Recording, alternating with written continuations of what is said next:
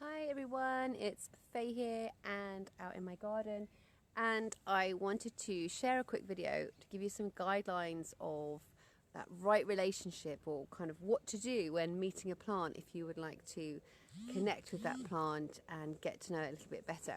And I'm going to be taking inspiration from my book Plants That Speak, Souls That Sing, because in one of the chapters where I talk about the right mindset that we want to be in and sacred relationship with nature, there is a whole little piece on guidelines when meeting a plant. So that is what I'm taking the inspiration from today. Okay, so for me, I kind of like to introduce myself really whenever I am out in nature, or whether I'm in my garden, or whether I'm working in my garden, or weeding, or working with the plants, or maybe even harvesting, or just really enjoying, a special walk in nature. I really like to be in this space of treating plants kind of a little bit like I would people, in that I am acknowledging them and I may be saying hello to them, and I'm so that's really, I treat them like friends. And obviously I can't tell you how to make friends, no one gives you a manual on how to do that, but there are certain kind of guidelines that make sense, in terms of wanting to act respectfully. And because if I want to make friends, for example, with this beautiful rowan tree behind me, then I'm going to start, so the first thing I'm going to do is I'm going to say hi. And I like to introduce myself, and I say my name. I say, hi, I'm Faye, how are you doing, kind of thing. And actually it was Elliot Cohen who taught me that. I don't know how many years ago now, but when I was at a workshop with him, he gave me, suggested the idea of saying your name out loud and really sort of speaking it out so it can be witnessed. And there's that certain vibration of saying your name out loud too, which I also understand. And so I will introduce myself, and then I'll also kind of say, so, wow, you're looking beautiful today. You're looking radiant. Wow, your berries are such an unusual colour. Or I'll say, it's almost like you're giving a compliment. Like if you were making friends with somebody, you might say, oh, wow, I like your top, or you look really well, or wow, did you lose weight? You're looking vibrant today. It's that kind of rapport. It's kind of like creating rapport and just, softening the space, I guess. And also, it's usually at this point that I will present an offering. And I've probably talked about offerings before. You'll probably find videos on my YouTube channel that talk about offerings. And certainly there's a whole piece in it on my book as well about offerings and what feels right to give. Most often when I'm in my garden space, I will be giving seeds and petals or flowers to the plants that I meet as offerings. I might even give water which I've blessed with Reiki and so on. I might just simply sit with the plant and compliment it and give it some care and attention, give it some pruning, tell it how much I love it and appreciate it. And often I'm out here with my drum and I might sing a song. So generally I find the type of offering that you give really depends on where you are and maybe how well you know the plants and what you have available to you. Certainly never freak out if you haven't got an offering, because we've always got something to give. And also even things like giving your actions, like your actions of maybe picking up litter and tidying up, or keeping to pathways, or turning off lights and saving electricity and recycling. These can all be actions which are helping the planet, which are helping the environment, and we can kind of offer these up as offerings to our plant friends as well. So I always then will state my intention. So I'll say, so after I've introduced myself and I've kind of tried to soften my connection by sharing my appreciation and gratitude for the plant by perhaps complimenting it, I will state my intention. So sometimes, for example, I'm just in my garden today and I'll be like, oh, hi, I just wanted to sit with you for a while and get to know you better. you can have a deeper intention, obviously. For example, if we're harvesting herbs, we might want to tell the plant the story of why we're harvesting the herbs. So, for example, at this time of the year, I'm harvesting calendula a lot. So I might be wanting to harvest calendula to make an infused oil, which I'm going to make into a salve, which is, you know, a healing salve for the skin and so on. So I might be telling the plant my intention and asking the plant to come with me on this journey. So in this case, I'm just simply going to want sort of sitting here wanting to know the plant better. Again, it was really great if we're wanting to prune plants, or if we're wanting to care for them or move them and sort of, you know, or cut limbs off trees, you know, these things that we have to do if we're maintaining a garden space sometimes. Just, you know, talking to the plant and letting it know what you're doing, and then feeling into that. You know, this isn't, obviously it's, you know, if you're verbally speaking to the plant and communicating verbally your intention, that's one thing, but actually, you know, it's the plant isn't necessarily going to speak to you in your ear, but it's an opportunity for you to tune in to what you are picking up on from when you're with the plant. Okay, so make sure it's not just like, yeah, hi, my name's Fay and I'm going to prune you today because all these other plants need light and you're just taking up space. You know, that's not the attitude that we want to go in. We want to go in with you know, as if we're having a conversation with the plant, and we want to leave space to pause and listen and tune in and open our senses to what the plant might be saying. So this is where, you know, and in the book here, it's like step 5 of the guidelines is really to spend as much time with the plant as you need and doing whatever it is that you need to do. So the first thing, you know, if I needed to prune this plant, for example, which I don't, it's looking lovely and it's beautiful, I would spend as much time like tuning in with the plant and getting to know it before I was going to do anything. So I would be breathing with the plant, you know, offering my breath to the plant, acknowledging the fact that we're in this symbiotic relationship where the plant is producing oxygen and I am producing carbon dioxide. I would be opening my senses to the plant. And again, all of these steps, exercises like this are in the book, and there'll be YouTube videos about them as well. But really opening my senses to the plant. So I might want to ask permission from the plant to touch it. And again, I'm feeling from my heart, does that feel okay? Am I feeling like this is a yes from the plant? Is this plant happy to see me? Or is there a real no, go away, kind of, you know, am I just feeling closed and cold and like, that doesn't feel good? And that's what we want. We want the feel-good feeling in our hearts, okay? And obviously, and I say it all the time, when we're with the plants, we are operating from the heart space. We are not in the head space. We're not thinking. We don't necessarily want to, you know, take the guidelines in the book and go through them. Oh, it says do this, I must do this. No. We want to be feeling the way. We want to have an idea, and we want to find our own way of connecting with plants. You know, when I write my ideas in my books and on the videos and anything I share with you, it's really from my experience and what I like to do. And it doesn't necessarily mean I do it all of the time, but it means, but they're designed to inspire you so that you can just feel for what feels right for you when you're working with plants. And I'd love to hear from you. Post in the comments about, you know, anything that you any ways that you kind of like to connect, because it's really lovely to share, and there's always something to learn from people who are connecting with plants. So what I might want to do, I've been out here all afternoon and I've actually been drawing. I like to have a sketchbook with me just to kind of, I don't know, jot down the feelings and the impressions I have from plants, any colours, any words that come to me, any sounds that come to me.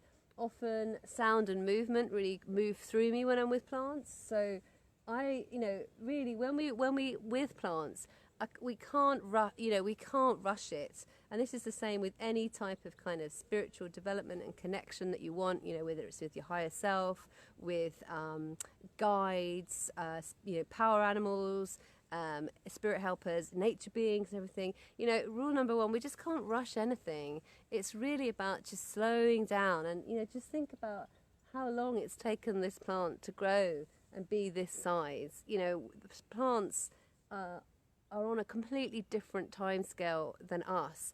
So we have to get into that state as well when we want to be with them and connect with them. So yeah, in my book here, there's a chart of things which I suggest you might want to look for and feel for and tune in. You know, just that's really just stuff that helps you get to know the plant better. And it can also be just noticing, like sometimes, you know, like a song will come into your head. It might be like a pop song that you haven't heard for ages, you know, when you were a kid you used to listen to. Or it might be a memory of a neighbour, or just something that happened a long time ago that you hadn't even thought of. So all of these are giving you a clue as to the energy of the plant, the medicine of the plant, the reason that plant is kind of pulling and calling to you today.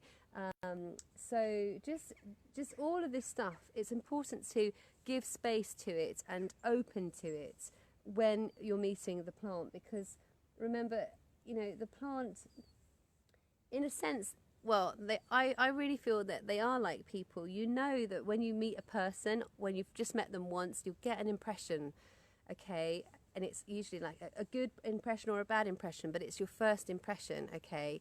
And then, you know, time and time again, as the more you meet them, the more you spend time with them, you will get different aspects of that plant, or sorry, that person, revealing itself to you. And it's really you developing your relationship, and you also looking for the subtle ways that things are communicated. You know when you know somebody really well, because they don't have to say anything, but you just know what's going on in their head and their heart, and you kind of instinctively know, oh God, I need to give that person a hug, or I need to buy them some flowers, or I need to call them because I think there's something going on with this person, my friend, you know. And it can be like that when we're with plants, but so don't rush it, and don't expect anything from your first kind of encounter with a plant. But if the plant is just yeah, whatever, you know, and you're feeling, okay, this feels good, but I'm not really getting anything, well, don't beat yourself up. It's quite normal, isn't it? This plant has probably had no one talk to it, let's say, for the last 10 years. So why on earth do I think it's suddenly going to wake up just because I've just sat down here and I'm doing it, you know, and I'm talking about it on video, you know? But always ask permission to touch the plant again.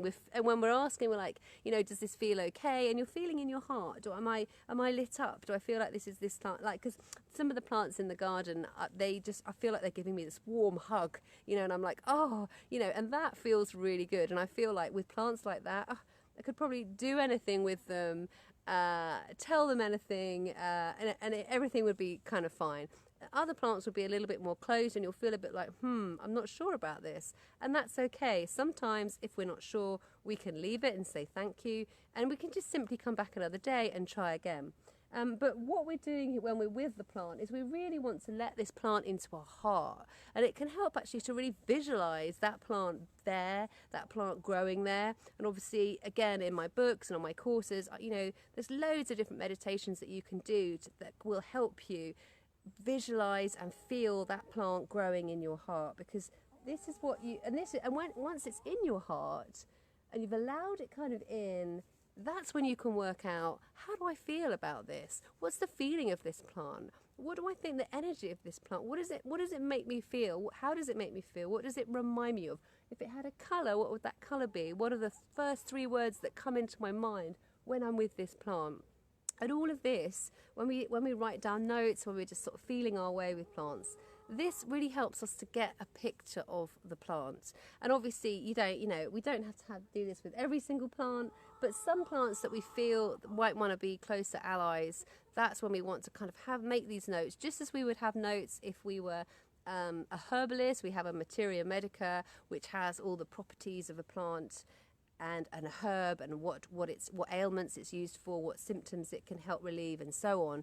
This is when we also build up a profile, a lovely plant personality profile of the plants that we meet, because, you know, one day we might be really in need of their medicine, or we might know somebody who does, and we're like, you know what, I know which plant you need to go and sit under today, or I know whose berries you need to go and pick, or flowers that you need to make a flower essence with, and so on.